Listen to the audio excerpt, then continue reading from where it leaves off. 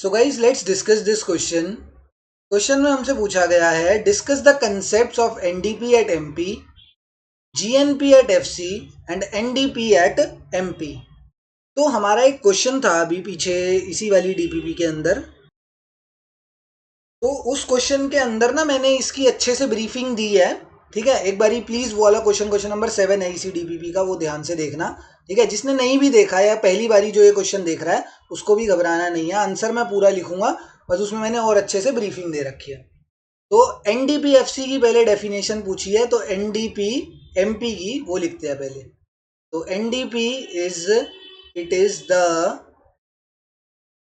Net value, it is the net value of goods and services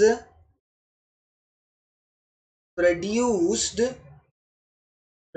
in a domestic territory, at the market price। कुछ भी नहीं है, सिर्फ ये मैंने डेफिनेशन थोड़ी सी बना दी है। ठीक है, किसको देख के? इन वर्ड्स को देख के। MP stands for market price, D stands for domestic and N stands for net. तो net domestic product at market price, उसी को मैंने यहाँ पे डेफिनेशन में बना दिया है कि it is the net value of goods and services produced in a domestic territory at the market price. Second definition is GNP at FC, GNP at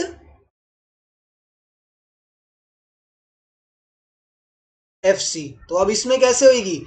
it is the gross value of goods and services produced, लिखते हैं, it is the gross value of goods and services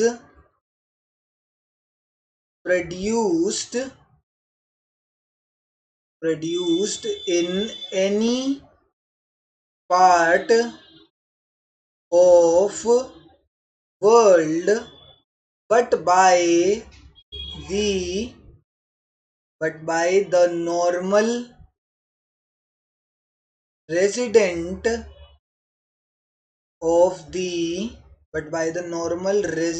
of the country at a fixed cost or fixed price is known as GNP at FC। Gross तो हमें समझ आ गया, gross समझ आ गया sir, fixed cost समझ आ गया। आपने नेशनल की जगह ये any part of the world क्यों लिखा है? तो नेशनल प्रोडक्ट का मतलब क्या होता है कि वो किसी भी पार्ट के, वर्ल्ड के किसी भी पार्ट में प्रोडक्शन हो रही हो, बस वो किसके द्वारा होनी चाहिए? वो हमारे किसी भी, हमारे जो कंट्री का एक नॉर्मल रेजिडेंट है, जो हमारी कंट्री का नॉर्मल रेजिडेंट इंसान, सिटीजन या कंपनी है, कोई हमारी कंपनी, हमारी कंट्री के अंदर की कोई कंपनी है, हमारी कंट्री के अंदर की कोई कंपनी है एंड वो वर्ल्ड के किसी भी पार्ट में ऑपरेट कर रही है, तो वो नेशनल प्रोडक्ट के अंदर आएगी। तो इसीलिए यहाँ पे produced in any part of the world but by the normal resident of the country at a fixed cost, वो GNP की डेफिनेशन हो जाएगी। Third definition is GDP at MP।